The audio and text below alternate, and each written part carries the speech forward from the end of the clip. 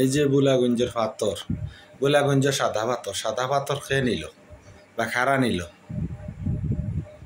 বিশেষভাবে আমি একটা কথাই কইতে চাই যে সাদা পাথর যারাই চুরি করে, দেশের প্রাকৃতি যারা নষ্ট করে, দেশের সৌন্দর্য নষ্ট করে, এই বাংলাদেশের ঐতিহ্য নষ্ট করে। বুলাগঞ্জের সাদা পাথর চুরি হয়েছে,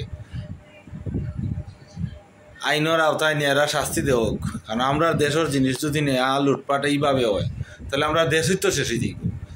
আমরা দেশ লুটপাট, এরা যে মানুষই লুটপাট করছে, আমরা দেশ কোন সময় লুটপাট করিয়ে নিয়ে দিই।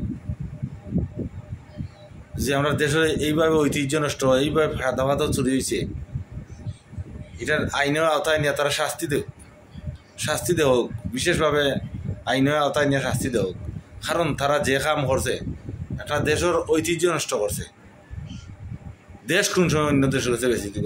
এর মধ্যে চুর সিটার, সাগরের সাইডেও পাথর, পাহাড়ের সাইডে পাথর, অত হইল সৌন্দর্য।